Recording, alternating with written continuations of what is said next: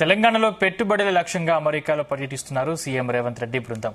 అక్కడ ప్రముఖ కంపెనీలతో నిర్వహిస్తున్న సమావేశాలు సత్ఫలితాలు ఇస్తున్నాయి. అమెరికా పర్యటనలో ఉన్న ముఖ్యమంత్రి రేవంత్ రెడ్డి అక్కడ ప్రపంచ బ్యాంకు అధ్యక్షుడు అజయ్ బంగాతో ప్రత్యేకంగా సమావేశమై వివిధ అంశాలపై గంట పాటు చర్చించారు. తెలంగాణలో skill development, river front project, net zero city, ఆరోగ్య సంరక్షణ, డయాగ్నోస్టిక్స్, హెల్త్ ప్రొఫైల్ రంగాల్లో ప్రపంచ బ్యాంకుతో భాగస్వామ్యానికి సంబంధించి ఈ భేటీలో సంప్రదింపులు జరిగాయి.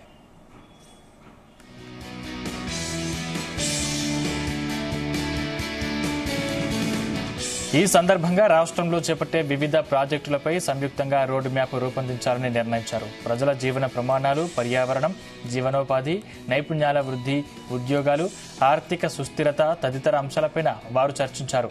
కాగా తెలంగాణ అభివృద్ధిలో భాగస్వామ్యం పంచుకునేందుకు తాము సంసిద్దమని ప్రపంచ బ్యాంకు పేర్కొంది. ఈ మేరకు పలు అంశాలపై ఆసక్తి చూపింది. ప్రాంతాల వారీగా చేపట్టే ప్రాజెక్టుల సాధ్యాలపై నిపుణుల బృందం ఏర్పాటు ఆలోచనలు ప్రపంచ బ్యాంకు బృందంతో సీఎం పంచుకున్నారు.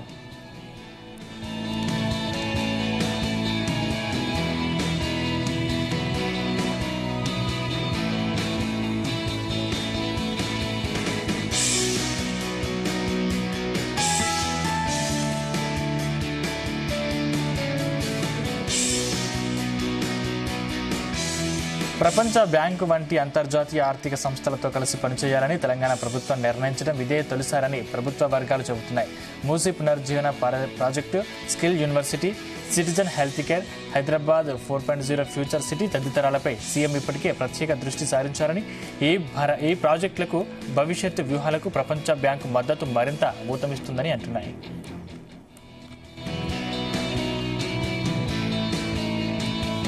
తెలంగాణలో నైపుణ్యాభివృద్ధితో పాటు నూతన ఆవిష్కరణలు లక్ష్యంగా దిగ్గజ సంస్థ కార్నింగ్ ఇన్ కార్పొరేషన్తో రాష్ట్ర ప్రభుత్వం ఒప్పందం కుదుర్చుకుంది.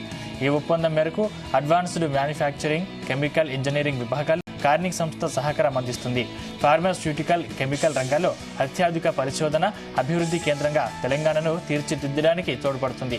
ఫార్మా, కెమికల్ పరిశ్రమల్లో ఆవిష్కరణతో పాటు ఫ్లో కెమిస్ట్రీ టెక్నాలజీలోనూ సహకారం అందించనుంది. ఈ సందర్భంగా రాష్ట్రంలో ఫార్మా గ్లాస్ ట్యూబ్ తయారీ కేంద్రం స్థాపనపై చర్చ జరిగింది.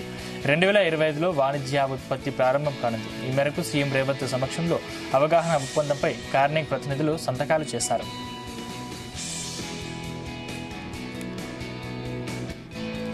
వివింట్ ఫార్మా కంపెనీ హైదరాబాద్లోని జినోమ్ వ్యాలీలో అత్యాధునిక ఇంజెక్టబుల్ తయారీ కేంద్రాన్ని ఏర్పాటు చేయనున్నట్లు ప్రకటించింది. 400 కోట్ల పెట్టుబడితో నేరుగా 1000 మందికి ఉద్యోగాలు లభిస్తాయని తెలిపింది. జినోమ్ వ్యాలీలో ఇప్పటికే పరిశోధన, అభివృద్ధి కేంద్రం ఉన్న వివింట్ సంస్థ తాజాగా సీఎం రేవంత్తో చర్చల అనంతరం విస్తరణ ప్రణాళికను వెల్లడించింది.